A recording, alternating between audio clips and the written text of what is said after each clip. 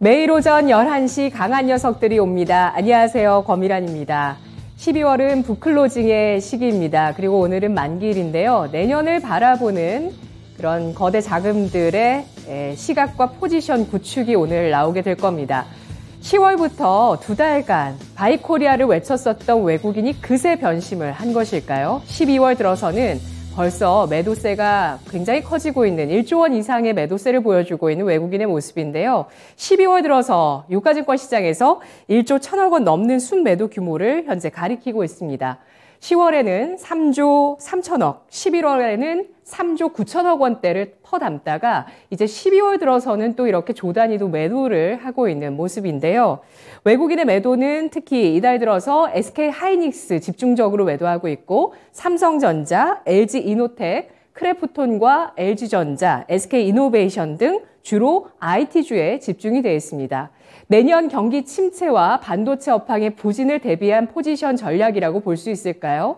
SK하이닉스 4분기 적자 규모에 대해서는 오늘 2조 원대 적자에 대한 전망까지 나오고 있는 상황입니다. 이런 가운데 양대지수 코스피는 2350선을, 코스닥은 710선을 가까스로 지지해주고 있는 모습인데요. 오늘 장에 대한 오전 전략 함께 확인해 보시죠. 세 분 만나보시죠. 안녕하십니까? 네, 안녕하세요. 네, 오늘 강한 녀석들의 코멘트 공개해 드리겠습니다. 신상원 전문가, 형 왔다 갔어. 최특규 전문가, 주식은 멘탈 싸움. 윤겸 전문가, 침체, 넌 누구냐? 누구냐, 넌. 자, 이 가운데서 신상원 전문가 의견부터 보겠습니다. 신상원 전문가 코멘트는 항상 좀 대화체예요. 누군가에게 말을 거시는 듯한 네. 코멘트를 만들어주시는데 오늘은 또 형을 부르시네요. 누굴까요? 오랜만에 형을 불러봤네요. 네, 산타 형 왔다 갔나? 우리 시장에 이제 산타 랠리는 기대하기 좀 힘들 것 같다. 뭐 어제 그제 계속 말씀을 드렸는데, 네, 그 산타가 왔다 간 것 같아요. 결과를 보면은 그 빈살만하고 파월의 발언이 이제 기대감을 올려준. 그 산타 역할을 한 게 맞는 것처럼 가는 게 참 아쉬운 시장입니다. 지금 뭐 앞서 앵커님께서도 말씀하셨지만 지금 외국인들 매도가 이번 주 가파르게 좀 나오고 있습니다. 한 9월, 저는 9월 29일부터 봐서 한 7조 5천억, 6천억이 계속 조금씩 올라가는 걸 이제 봤었는데 그걸 체크를 하면서 계속 말씀을 드렸는데 이번 주에 이제 1조가 좀 빠져나가는 흐름이 나오고 있습니다.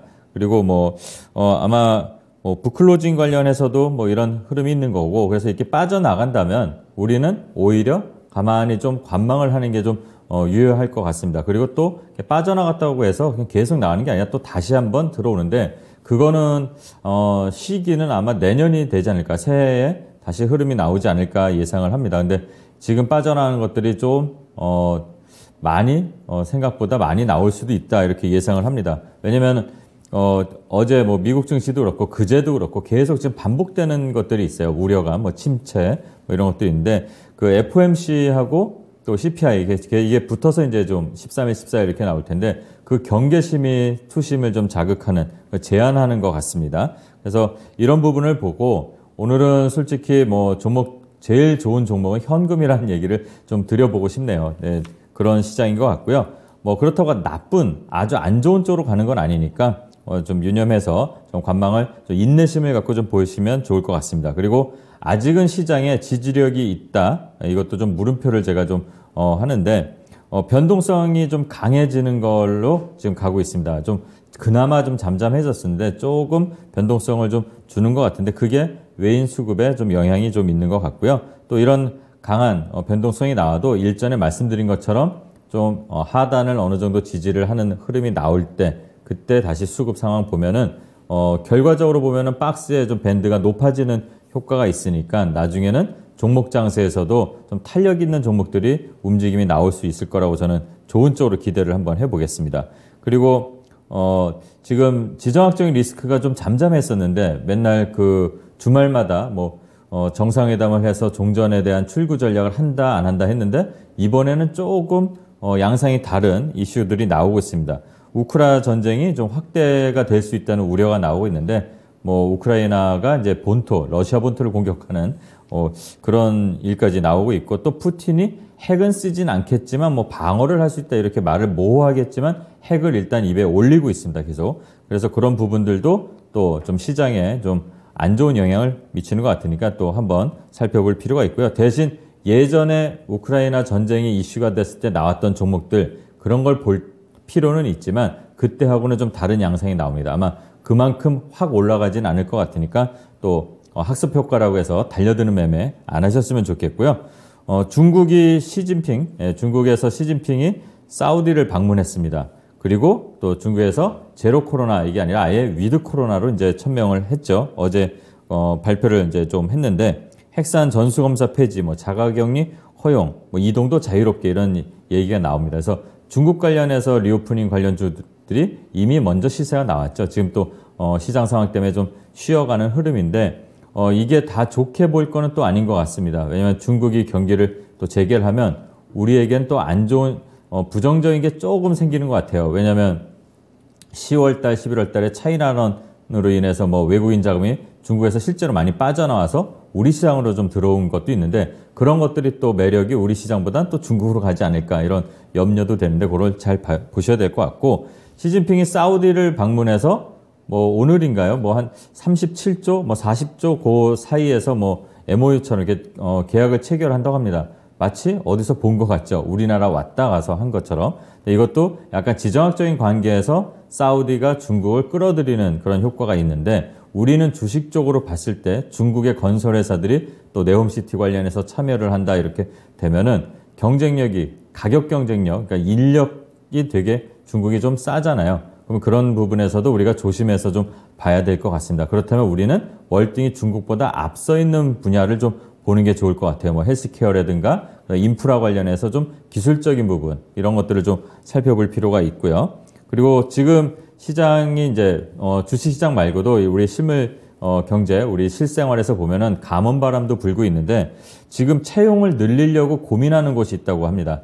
뭐 뉴스를 보신 분들 아시겠지만 여행업 그리고 뭐 면세점 이런 리오프닝 관련 산업 분야에서는 지금 직원들을 좀 늘린다. 근데 이거를 예전 같으면 매출이 늘어나니까 직원을 뽑겠지. 주가가 올라가겠지. 이것도 맞지만 잘 살펴보면 하나토를 예를 들면 2,500명의 직원이 반토막이 났습니다.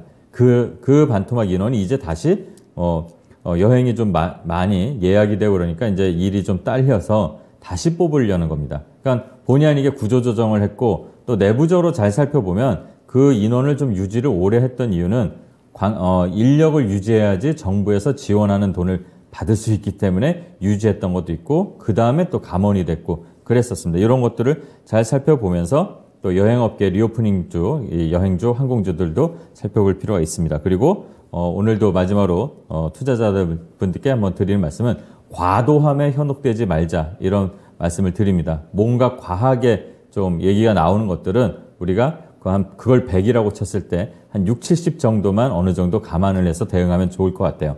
애플카 관련해서 과하게 이렇게 막 붐이 일었지만 실질적으로는 한참 걸릴 거라는 그 업계 특성이 있었죠. 근데 어제 뭐 연기를 하는 얘기들도 나오고 또 애플페이 관련해서도 좀 난관에 좀 부딪히는 부분들도 있고 이러니까 이런 이슈들이 나오는 것들은 우리가 100이라고 생각을 하고 듣게 되면 대응을 할 땐 60, 70 정도만 보고 생각하는 이런 말씀을 드리면서 마치겠습니다.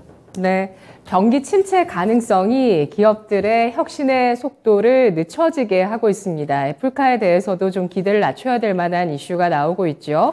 애플카의 개발 시기에 대해서 늦춰질 것이라는 이야기들이 나오고 있는 상황인데요.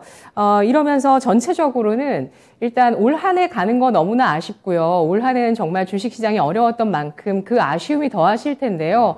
그러면 대부분들은 이 연말을 정말 하루하루 의미 있게 보내고 싶다. 혹은 진짜 좋아하는 분들 만나서 좀 진하게 보내고 싶다. 이런 분들 또 산타랠리도 좀 더 기대를 하게 되지만 어쩌면 이 산타가 왔다 갔을 수도 있겠다라는 코멘트를 오늘 신상원 전문가가 아쉽게도 제시를 하네요. 형, 왔다 갔어? 라는 코멘트였습니다. 시장 상단 제한돼 있다고 보고 있습니다. 설레발 치지 말고 CPI와 FMC를 확인하고 대응하자. 이 부분들이 경계감 때문에 상단을 제한하고 있고 그리고 하단 같은 경우도 변동성 때문에 완전히 신뢰할 수는 없다. 좀 두드려질 수도 있겠다. 하단에 대해서도 우려를 해주시면서 지지력 테스트가 필요하다고 보셨는데요. 그러면서 여러 가지 또 투자 포인트는 제시를 했습니다만 현금 자산이 너무나 중요한 시기다라고 이야기를 해주셨는데요. 그 투자 포인트에 대해서 질문 드리겠습니다. 푸틴이 핵 위협을 하고 있죠. 세 분께 질문 드리겠습니다. 방산주, 조정받은 방산주에 대해서 오늘부터 관심 가지겠다고 생각하시면 초록불이시고요. 시장에서 움직이고 있는 에그플레이션 관련주, 비료, 사료, 농기계까지 에그플레이션 관련주, 농번기 내년 봄까지 좀 생각하면서 관심 가지겠다고 보시면 빨간불 주시죠.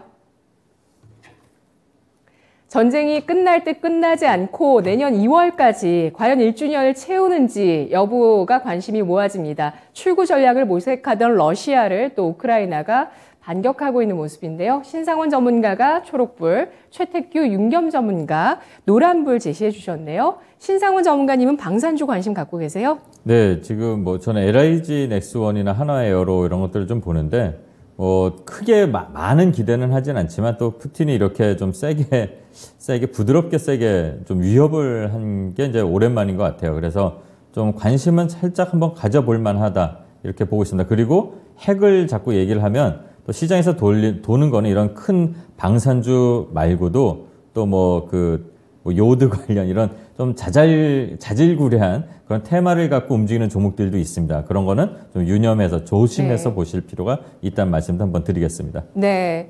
말씀해 주신 것들 사실 오늘 장에 다 힘이 없습니다. 방산주도 그렇고요. 대정화금, 요오드 관련주도 힘이 없고 에그플레이션 관련주도 큰 힘을 발휘하지는 못하고 있는 상황인데요. 이 가운데서 방산주에 대한 관심, 나머지 테마는 조심하자는 의견 주셨고요. 나머지 두 분은 노란불 주셨는데요. 어떤 뜻일까요? 최택규 전문가님. 네, 먼저 우리 방산 보겠습니다. 방산 같은 경우는 아마 몇 년간 시장의 중심이 될 텐데 얘도 마찬가지예요. LIG 넥스원 얘기하길래 한번 봤더니 오늘 아래꼬리 무지하게 길게 달았습니다. 이런 자리에서 오늘 저점 깨버리면 이제 추세적으로 더 떨어집니다. 그러면 LIG 넥스원 자체에 문제가 있느냐? 그건 아니고 결국 얘가 또 가기 위해서는 뭔가가 좀 필요한데 지금 11만 4천 원 고점 만들어 놓고 한 두 달 만에 올리려고 했더니 그걸 못 치고 갔어요. 그러면 얘는 뭘 의미할까? 좀 쉬겠다라는 겁니다. 그럼 나는 방산주 없으면 못 살아. 그냥 일단 발 담그는 거예요. 그래갖고 긴 호흡으로 가야 돼 지금. 이런 방산 아니면은 또 하나 섹터가 뭐였죠? 에그플레이션. 에그플레이션. 요런 애는 일단 한번 봄까지는 볼 수 있어요. 봄까지. 그러면 한일사료 같은 애들 이렇게 차트 딱 보면은 이 올봄에 시세 주고 지금 어떻게 퍼졌어요. 이 퍼졌다라는 건 뭘 의미하냐? 한번 기회를 모색하겠다라는 거죠. 그러면 이 여기서의 기회를 줬을 때 얼마나 갈 건가라고 했을 때 요 위에 보면 9,000원이라는 매물대가 엄청나게 있어요. 그러면 엉간한 9,000원 해도 내가 봤을 때 한 80% 상승이네요. 그 정도까지의 모멘텀이 있니? 라고 했을 때 가능성은 열려 있다. 그렇다고 한다면 나는 한번 그거를 보고 좀 접근할 거야 라고 한다면은 조금씩 사는 거예요. 이런 애들은 한 방에 뭘 움직이려고 하지는 않거든. 내가 봤을 때 이 에그는 일단 내년 2월, 3월 거기까지 한번 보고 한번 가자. 텀상도 1년 됐으니까 한 번은 꿈틀댈 가능성은 있다. 그런 것 보고 한번 접근할 가능성은 있고요. 일단 방산 같은 경우는 차트 흐름으로 봤을 때 너무 많이 올라갔고 이제 떨어지는 자리이기 때문에 조금 긴 호흡으로 좀 접근할 필요가 있다. 이렇게 좀 보고 있습니다. 네, 두 쪽 다 갈 수는 있지만 매수는 미루겠다는 말씀이시죠? 지금 살 때가 많은데 굳이 여기다가 총알을 쓸 일은 없다라고 저는 보고 있습니다. 예, 근데 정 못 살겠다 하면 그러면 뭐 말리진 않겠다라고 얘기를 해주시면서 에그플레이션 관련주 같은 경우는 2, 3월까지는 좀 반등에 대한 가능성을 타진해 볼 수 있다고 보셨고요. 기간이 좀 필요하네요. 그리고 방산주는 앞으로 2, 3년 동안 계속 시장에서 주목받을 섹터로 전망해 주셨습니다. 윤겸 전문가님.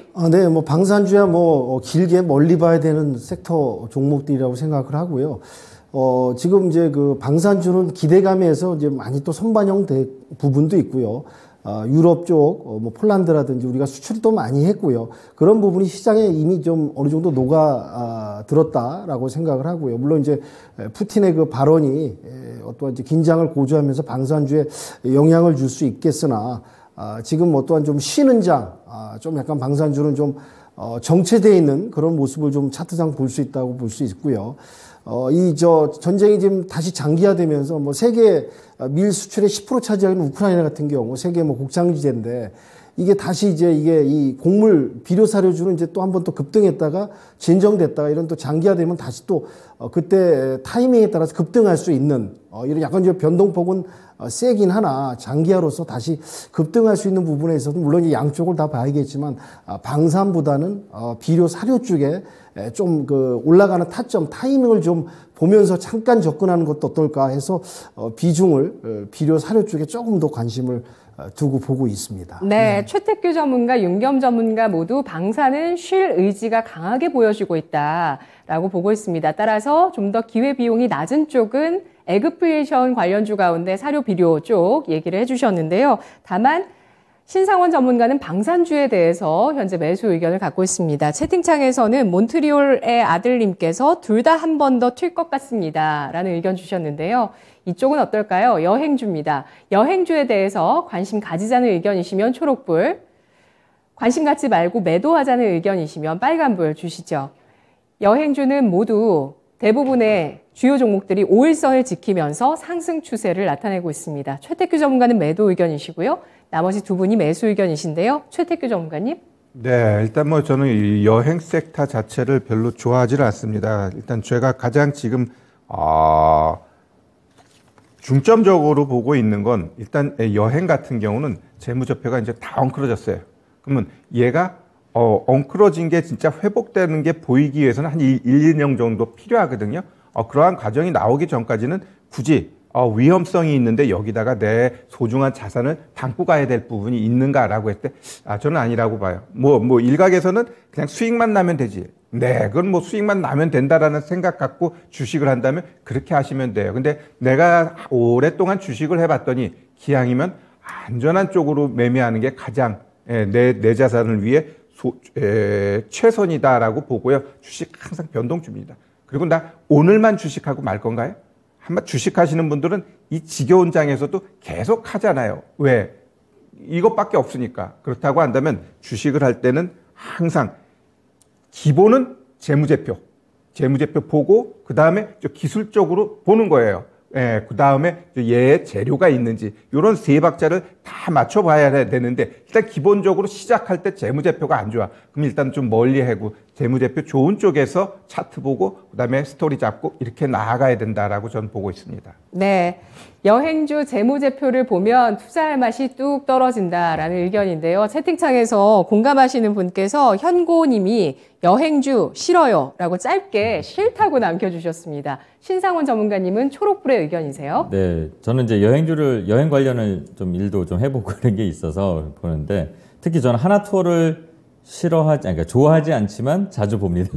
싫어한다고 말하면 안 되겠죠. 근데 하나투어를 보면은 구조조정을 본의 아니게 했어요. 그래서 안 좋은 것들을 좀 잘라낸 것들이 그 2년, 코로나 2년 반 동안 있습니다. 그래서 본의 아니게 구조조정을 슬그머니 잘 해놨다고 봅니다. 그리고 뭐 사모펀드에서 대표를 파견해서 그런 일들을 다 했다고 좀 알고 있고 그런데 재무제표 상당히 안 좋습니다. 그러니까 더 안 좋을 게 없는 거고 아까도 말씀드렸지만 지금 채용을 다시 하고 있으면서 체질을 좀 바꾸는 모습을 하고 있습니다. 그리고 재밌게 또 우리 실생활처럼 얘기를 드리자면 코로나를 겪었기 때문에 앞으로의 여행 패러다임이 저는 원래 자유여행을 계속 갈 것이다 이렇게 예상을 했었는데 이번에 코로나 때문에 패키지에 대한 부분이 상당히 다시 관심이 높아지고 더 오히려 강화될 거라는 예상들을 많이 합니다. 왜냐면은 코로나 때문에 우리가 좀 우리보다 좀 못 사는 좀 시설이 열악한 이런 나라를 갈 때 가장 중요한 건 자유여행을 못 가요.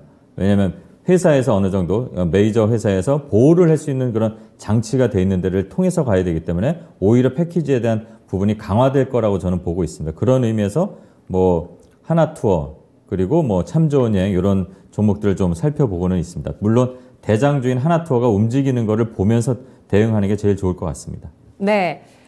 여행 산업 구조조정이 끝났다는 관점입니다. 여행 트렌드 향후 주목되고 있는데요. 어떻게 변화할까요? 윤겸 전문가님. 네, 뭐 그동안 뭐 여행 관련 기업들이 뭐 거의 뭐 재무는 초토화됐다고 해도 과언이 아니죠.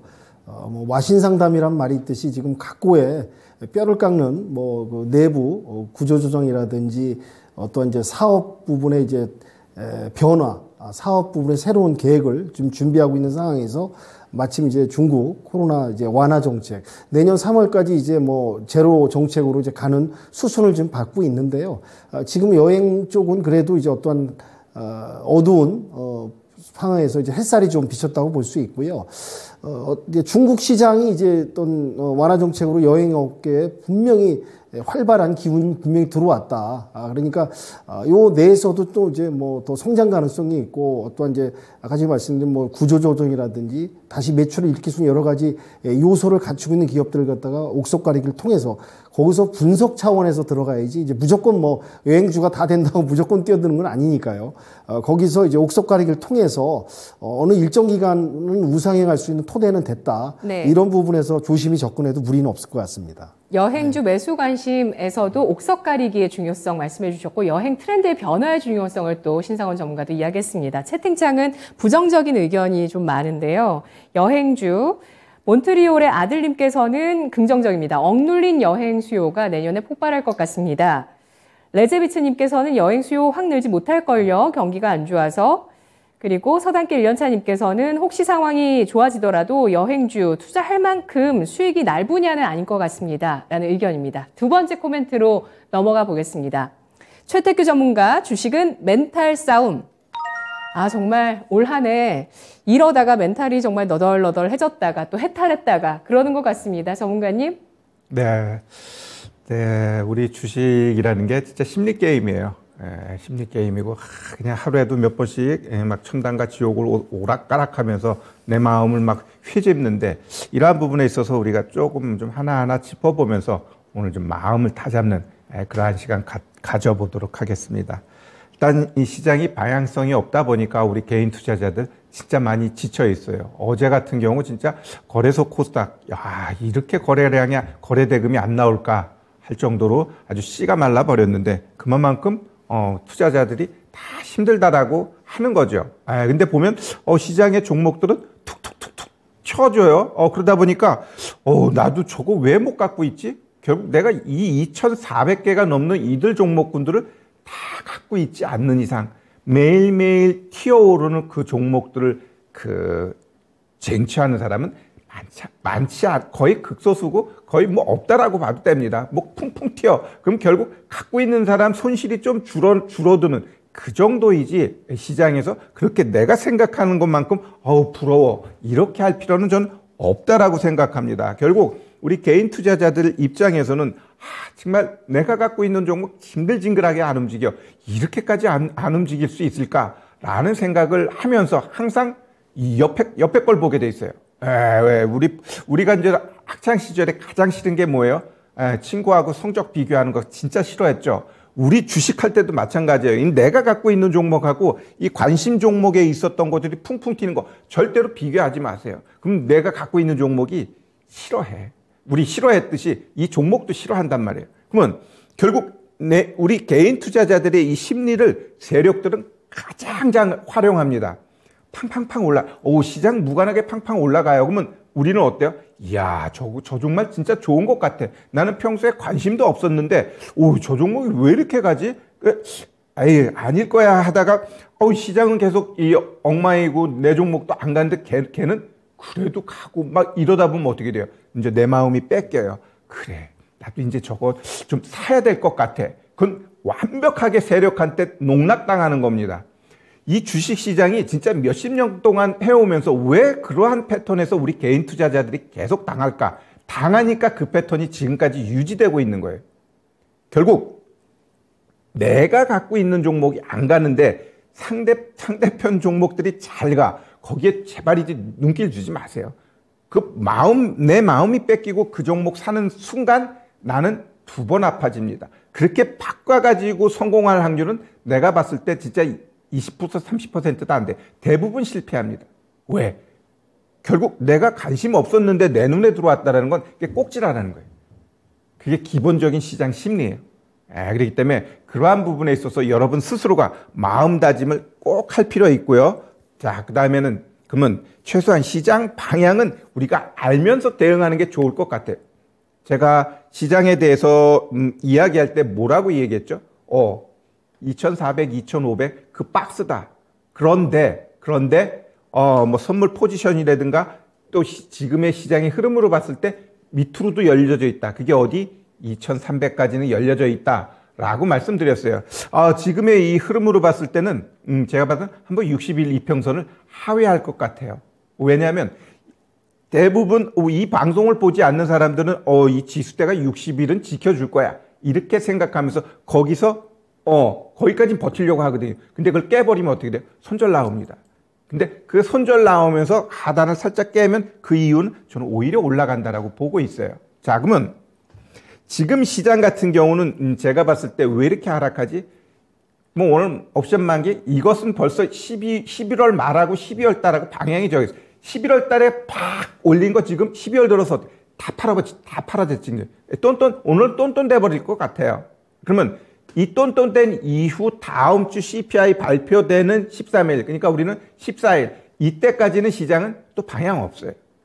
CPI 발표된 거기서부터 이제 시장 방향은 위로든 아래로든 한번 나오는데 혹 아래로 나오다? 그건 더 기회다라고 좀 보시면 될 것 같고요. 일단 우리 시장만 놓고 봤을 때 좀 강하게 올라갈 수 있는 재료가 뭘까라고 했을 때 대주주 요건 완화, 우리 지금 10억 있죠? 이걸 50억까지 할 가능성? 글쎄요. 일단 한 종목에 50억을 들고 있는 사람은 누가 그 표를 만들었는데 5,000명밖에 안 된대요. 5,000명은 그래도 50억이라는 돈을 한 종목에 담고 있는 거예요. 그러면 결국 대주주 요건 완화는 있는 자들을 위한 혜택이라고 보는데 여튼 이런 것들에 의해서 시장은 일정 부분 올라갈 가능성은 있다라고 보고요. 그 다음에 이제 금투세 유예 이러한 것들도 시장이 조금은 하방 경직을 보여줄 수 있는 재료 정도로 좀 보시고 가면 될 것 같습니다. 자, 그러면 14일 이후에 시장 방향 우리가 어떻게 보고 가야 될 건가라는 부분에 있어서는 일단 시장이 CPI가 시장이 원하는 것만큼 안 좋아. 하여간 물가가 좀 떨어졌어요. 그랬을 때 이제 시장이 갭 떠서 가게 되면 거기서 대형주가 주도하나라고 했을 땐 2,500 위를 좀 열어놓고 봐도 되고요. 봤더니 대형주들 그냥 그래 가는 놈 안 가는 놈 뭐 이렇게 방향이 좀 엇갈리면은 거기서 중소형주가 좀 가게 되면 어떻게 돼요? 야, 이번에도 상단 2,500 정도 될 것 같다. 그럼 그 자리쯤 가가지고는 또 현금화하는 노력이 필요해. 왜? 거기서 또 맞고 떨어질 가능성이 있으니까. 자, 반대로 CPI 발표했더니 안 좋네. 안 좋네. 라고 했을 때는 일단은 2,134 거기까지 갈 거니라고 했을 때 그 언저리 결국 2,200 정도 깨는 자리서부터는 오히려 그 분할 매수 자리로 전 보면 됩니다. 어차피 이 CPI에 의해서 시장 박스는 2,134 얘를 깰 가능성은 저는 없다라고 봐요. 걔를 깨기 위해서는 뭔가 새로운 악재가 도출됐을 때 그걸 깨고 내려가는 거예요. 근데 그걸 깨고 내려가기 위해서는 당분간 저는 없다라고 보고 있어요. 그렇다고 한다면 오히려 밑으로 내려가면 뭐예요? 항상 얘기하는 거 있죠. 너무너무 지금도 지금 며칠째 계속 하락하니까 저거 사고 싶은데 일단 그때 샀으면 또 물릴 뻔했네. 저거 언제 사지? 이러한 마음들이 이제 자꾸 농축될 거예요. 결국 그거는 아마 이 2,200 고기를 하회하는 자리부터는 과감하게 사세요. 과감하게. 그 다음은 저는 올라간다라고 보니까요. 자, 그러면 여기서 이제 내가 뭘 사야 되지? 결국 다 살 수 없다 그랬어요. 그러면 짧게 봤을 때 뭔가 모멘텀이 될 수 있는 게 뭐지? 라고 했을 때 일단 첫 번째는 1월 초에 있는 SS 관련된 거 나 걔를 할까? 아니면 1월 10일 날 인텔 사파이어 레피즈 DDR5 요거 서버용이 나오는데 그 관련된 종목을 살까? 아니면은 중순에 있는 JP 모건 헬스케어 컨퍼런스 이 관련된 제약바이오 종목을 살까? 하나를 정하는 거예요. 그래 놓고 분할 매수 들어가는 거죠. 그 시점에 맞춰서. 그렇게 되면은 제가 봤을 때 요번에 시장의 하락은 나한테 기회다. 이렇게 좀 긍정적인 마인드를 가졌으면 좋겠습니다. 네. 알겠습니다. 스카이 부인님께서 올해 장은 정말 평생 할 공부 다 하는 장인 것 같습니다. 라고 글 남겨주셨는데요. 그런 올해가 이제 점차 마무리돼 가고 있습니다. 다음 주 일주일 후에 이 시간이면 펜은 모두 나와 있습니다. 그러니까 FMC 회의 결과까지 나오게 되고요. 다음 주 이날이 아니라 수요일 14일을 대비한 분기점의 전략을 오늘 최태규 전문가가 세워주셨는데요. 자, 잘 들으셨죠? 메모하시고 잘 기억해 두시면 좋을 것 같고요. 그러면 종목을 고르는 전략에 대해서 세 분께 질문 드리겠습니다. CES 2023 테마가 형성된다고 보시면 초록불, CES 2023에 대한 기대가 시장에서 크게 없을 것 같다고 보시면 빨간불 주시죠. CES 2023의 테마가 시장이 형성될 수 있을까요? 신상원 전문가가 초록불 주셨고요. 나머지 두 분이 노란불 주셨는데요. 최태규 전문가님 의외로 노란불 주셨어요? 네, 일단 시장이 껄떡지근하잖아요. 그러면 종목 테마 이런 것들도 힘이 없어요. 그러면은 결국 거기서 선별적으로 누가 좀 잘 갈까?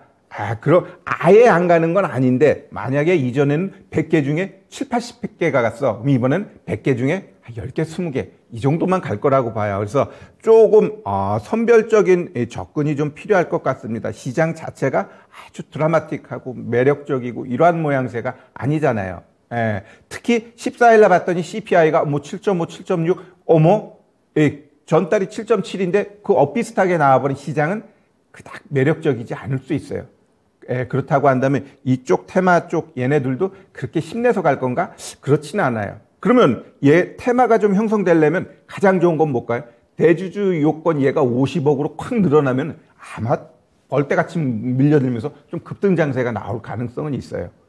근데 그게 될지 안 될지는 저도 잘 모르겠습니다. 네, 정부의 세금 방침 중요하다고 보셨는데요. 신상원 전문가님은 CES 2023 테마 어떤 거 보실까요? 일단은 휴대폰은 아닐 것 같고요.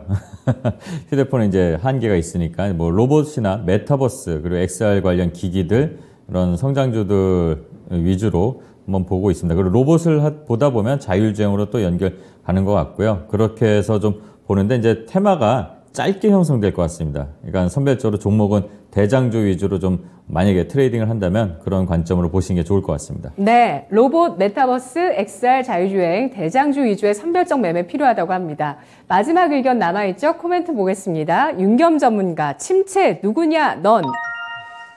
이거 침체가 강하게 나올지 약하게 나올지 어떻게 보실까요? 네, 뭐 올드보이 영화의 대사처럼 누구냐 넌 이런 표현을 좀 했는데요.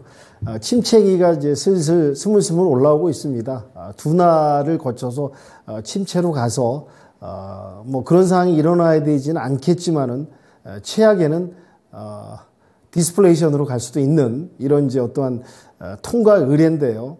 어떠한 이제 인위적인 양적 완화로 인해서 그게 부메랑이 돼가지고 인플레이션에 의한 또 이제 원자재값 상승에 의한 둔화 침체는 어느 정도 예견됐던 부분입니다.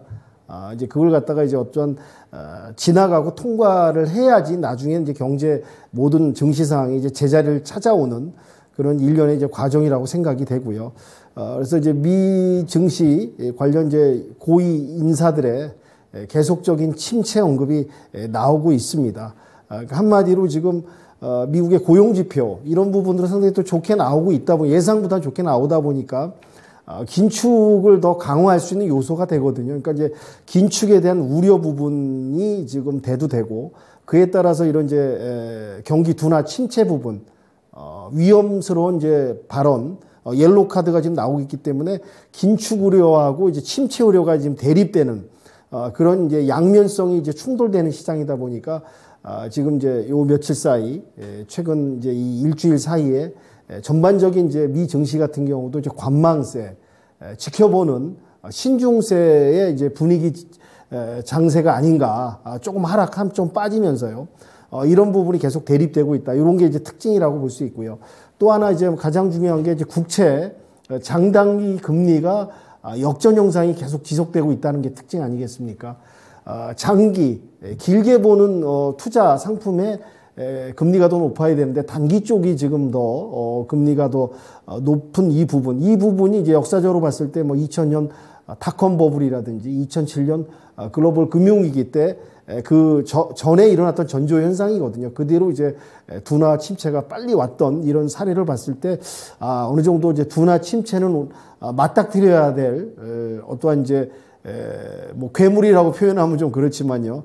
누구냐 넌 침체. 이 부분이 이제 올 수밖에 없다.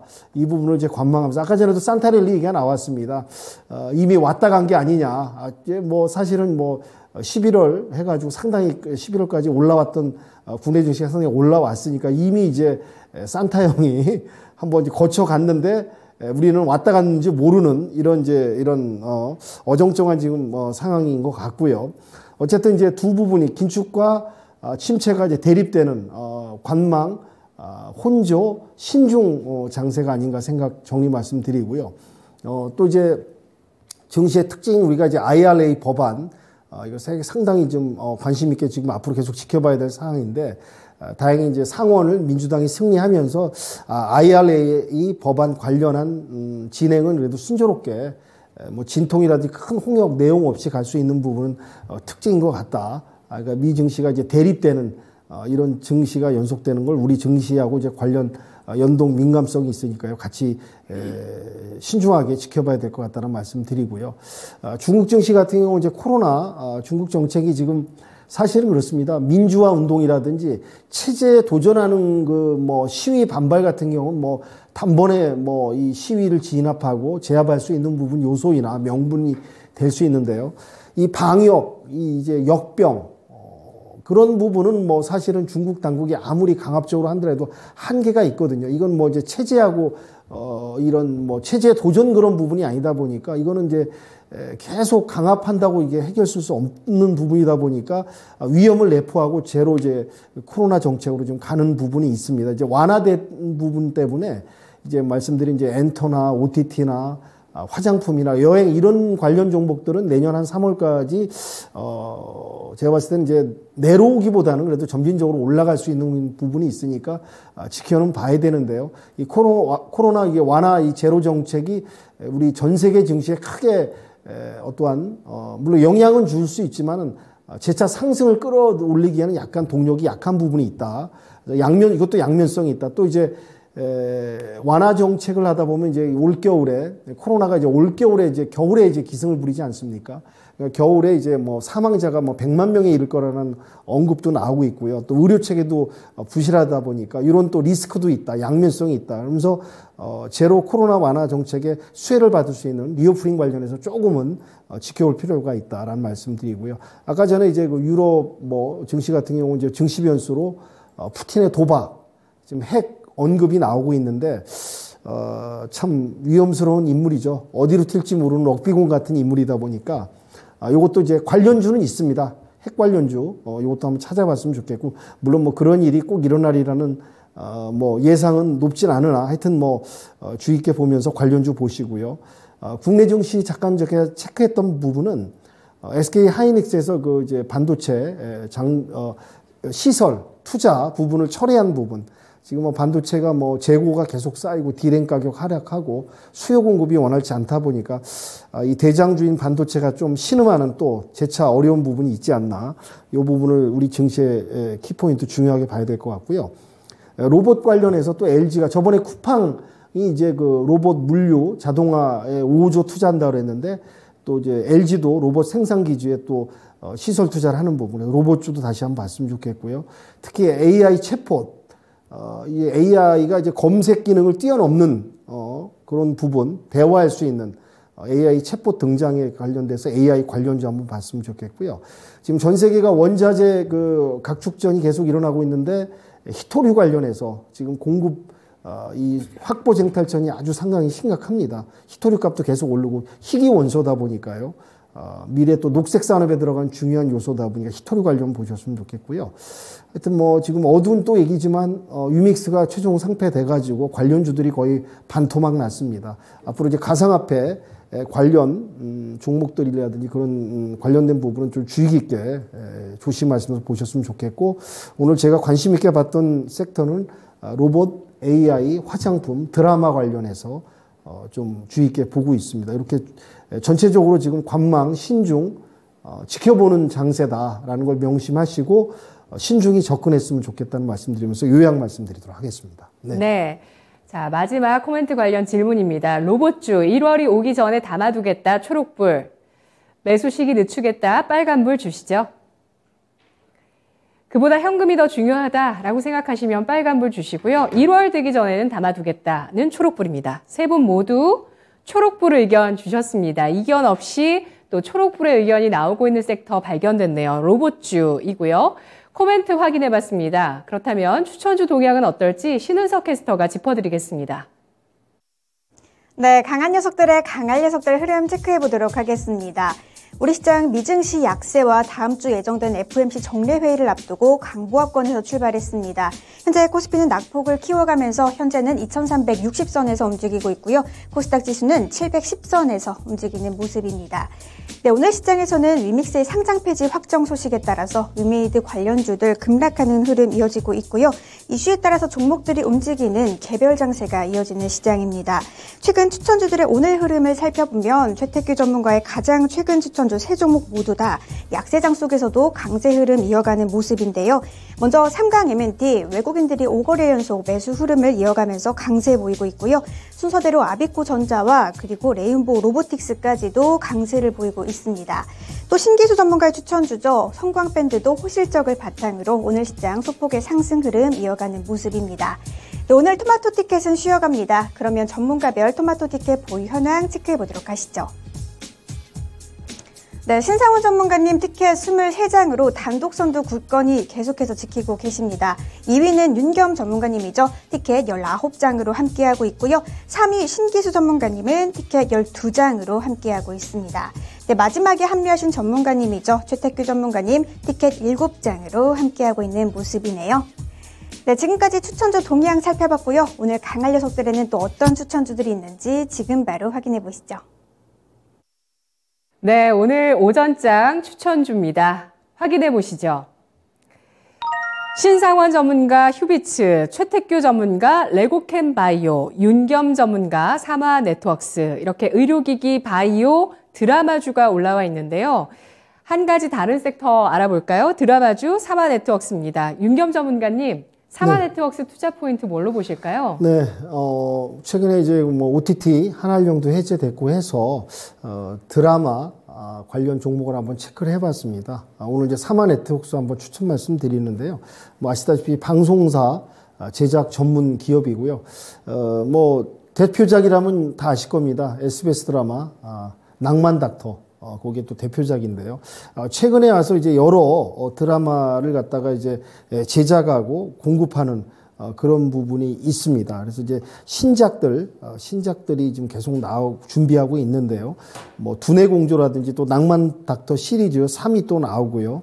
뭐 오랫동안 당신을 기다렸습니다라는 이제 제목의 드라마도 최근에 한 4드라마를 갖다가 제작 준비해서 이제 공급 한마디로 드라마 라인업을 확장하는 그런 부분에 있다.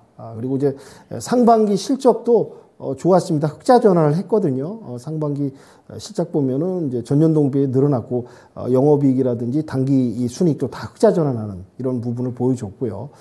차트상도 이제 저점 라인인 거의 2,100원대를 이제 바닥을 찍고 추세 전환해서 점진적으로 우상향하는 차트상의 모양도 좀 보여주고 있습니다. 그래서 한번 이때 전반적인 분위기도 좋고 엔터 드라마 쪽 분위기도 좋고 이제 드라마 제작 확장, 실적 증가, 내년 실적 기대 좀 추세 전환 이 부분에서 삼화 네트워크스를 추천 말씀 한번 좀 드리도록 하겠습니다. 재무도 뭐 그런 대로 양호한 편이고 해서요. 매수가는 종가로 진입하시면 될 것 같고요. 목표가는 3,000원까지 진행하는 걸로 한번 봤으면 좋겠고요. 죄송합니다. 2,800, 표기가 잘못됐네요. 3,500원까지 보도록 하겠습니다. 목표가 3,500원 보고요. 손절가는 2,200원 잡고 대응하시면 무리가 없을 듯 해서 삼화 네트워크스 추천 말씀 드리도록 하겠습니다. 네. 드라마주에 공을 쏘아 올린 건 바로 재벌집 막내 아들의 흥행이었는데요. 레몽레이는 최근에 쉬어가고 있습니다. 드라마주, 그에 이어서 중국 쪽의 OTT에 영화가 한알령 이후에 처음으로 또 업로드됐다는 소식으로 중국 쪽으로도 다시 한번 확장될 가능성에 대해서 기대를 모았었는데요. 그런 관점에서 투자 포인트는 다작을 하는 기업이라는 쪽으로 의견이 많이 나오고 있죠. 그런 가운데 이전에도 한번 저희가 공략했었던 사마네트웍스 오늘 또 나옵니다. 윤겸 전문가가 지금 보고 있고요. 드라마 라인업 확장에 대한 기대, 내년 실적 상승 전망하고 있습니다. 매수가는 종가, 목표가는 3,500원, 손절가 2,200원 제시했습니다. 다음 종목은 의료기기주 보도록 할게요. 오늘 신상원 전문가 휴비츠 가져오셨는데요. 투자 포인트 말씀해 주시죠. 네, 오늘 좀 가볍게 말씀을 드리려고 했는데 가장 지금 좋은 종목은 현금이다 이거지만 휴비츠는 지금 단기간으로도 볼 수 있는 게 아니라 이제 좀 단기를 넘어가는 뭐 내년을 보고도 할 수 있는 종목인 것 같아요. 또 일상생활, 우리 실생활에서도 좀 찾아보는 그런 주식의 재미가 있듯이 제가 이제 좀 요즘에 노안이 와서 안과 검진 받고 병원을 갔더니 옆에 보니까 기계가 휴비츠 거더라고요. 네, 이러면서 이제 종목을 한번 찾아봤습니다. 그랬더니 회사도 괜찮고, 자, 이런 것처럼 우리 여러분들이 아마 눈 안 좋으신 분들 뭐 녹내장이나 이런 거 진단을 할 때 병원에 가면 많이 볼 수 있는 전문적인 기기를 만드는 회사입니다. 안광학 의료기기 전문 기업. 우리나라에서 뭐 탑급 이렇게 이제 되고 있고요.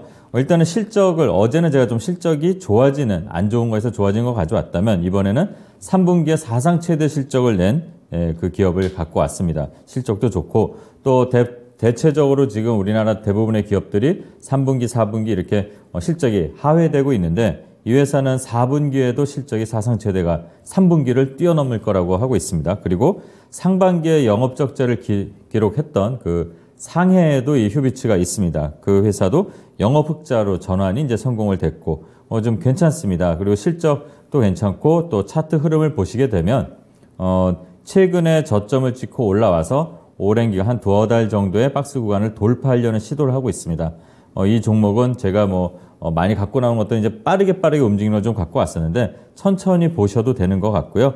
진입 전략 말씀드리면 현재가에서 항상 말씀드린 것처럼 분할로 이렇게 접근해서 박스 구간에서는 충분히 진입 가능하고요. 손절가는 9,500원을 설정하고 그렇게 되면 추세가 완전히 망가지기 때문에 9,500원을 칼손절 라인, 그리고 목표가는 일단 1차적으로는 15,000원 정도 설정하고 천천히 대응해 보셔도 될 것 같습니다. 네. 휴비츠 국내의 이 장악력을 바탕으로 해서 중국까지 진입을 했습니다. 중국에서는 상반기에 적자가 나오긴 했지만 턴어라운드 하고 있는 실적이 나오고 있다는데요. 국내에서는 3분기 사상 최대 실적 나온 안과 관련 진단기기 업체입니다. 치아만큼 눈 굉장히 중요하죠. 휴비츠 다시 보도록 하겠습니다. 매수가는 현재가, 목표가는 15,000원, 손절가는 9,500원 제시했습니다. 마지막 종목 바이오주 오늘 가지고 와주신 최태규 전문가신데요. 1월에 중요한 일정으로도 또 관련 일정 말씀해 주셨는데 레고캠 바이오는 어떤 포인트가 있을까요? 네, 일단 먼저 제약바이오 같은 종목을 매매하실 때는 비중을 많이 담으셔서는 안 됩니다. 왜냐하면은 대박 아니면 쪽박입니다. 자, 그러면 우리가 대박을 노리고 하는 거지 쪽박 노리고 하지는 않아요. 그러면 제약바이오 종목군들을 접근할 땐 일단 잘 알아야 돼요. 자, 잘 알기 위해선 일단 재무제표 봤더니 나름대로 기본 매출 영업이익이 나와. 그런 애들은 당구가요. 당구가. 그 다음에는 기술 수출한 기업이냐. 적자는 나지만 기술 수출한 애들이 있느냐. 그럼 거기에 이제 포커싱 해야 되는데, 자, 레고캠 바이오 작년 11월이었습니다. 체코의 소티오 바이오텍하고 얼마? 1조 2천억짜리 기술 수출했는데, 11월 달에, 요번 11월 달에 1차 옵션 행사하면서 마일스톤을 받았어요. 즉, 기술 수출해놓고 엉클어지는 경우도 많은데 얘는 옵션을 받았다라는 건 뭐예요? 인정받았다라는 거거든요. 인정받았다. 그러면 이런 애들은 내가 봤을 때 좀 큰 그림에서 좀 봐야 될 가능성이 좀 높고요. 내가 일단 좀 참고적으로 이야기를 하자면 우리 바이오 기업들 기술 수출한 거 올해 얼마 정도 했냐면 지금 제가 봤더니 4조 3천억 정도예요. 일단 비공식적인 건 뺐습니다. 그리고 작년에는 13조 2천억, 재작년에는 10조 1,500억, 또 2019년도에 6조 3천억. 이렇게 일단 기본적으로 과거 3년 대비 올해는 조금 낮아요. 이 제약바이오들 기업들 수출하는 거. 이 부분은 제가 좀 다음에 한번 좀 세밀하게 좀 강의하고요. 일단 이 종목 일단 오늘 매수가 현재가 하고요. 목표가 한 45,000원, 그다음에 손절가 35,000원 잡도록 하겠습니다. 네. 워낙 기술 수출을 그동안 많이 해와서요. 올해 들어서는 기술 수출 모멘텀이 크게 시장에서 부각되지 못했던 아쉬움이 있기도 한 종목이기도 한데요. 레고캠바이오 계속 기술 수출하면서 해외에서도 이 기술을 인정받고 있는 파이프라인 개발 기업입니다. 레고캠바이오 매수가는 현재가를 보고 있고요. 목표가 45,000원, 손절가 35,000원 선 제시했습니다. 자, 마지막으로 이제 공개방송 일정을 확인해 보겠습니다. 신상훈 전문가님. 오늘 장 끝나고 오늘도 뭐 시장이 좋지 않은데 이런 시장에서는 어떤 전략으로 또는 어떤 멘탈로 시장을 바라봐야 되는지 그런 것들을 얘기 나누고 또 종목 들어갈 때 진입하는 그 팁을 알려드리는 그런 시간을 갖도록 하겠습니다. 네, 알겠습니다. 오늘도 차트 잘 살펴보시면서 오후 4시 30분에 신상훈 전문가와 내일의 전략 잘 세워보시죠. 오늘도 세 분의 강한 녀석들이었습니다. 고맙습니다. 지금까지 투자 판단에 도움드릴 수 있는 내용들 알아봤습니다. 다만 주가의 상승과 하락을 보장하지 않는다는 점 유의하세요. 장중 저점에서는 벗어나면서 낙폭을 좀 줄이고 있는데요. 코스피가 2367선, 코스닥이 715선 나타내고 있습니다. 오전장 여기까지입니다. 고맙습니다.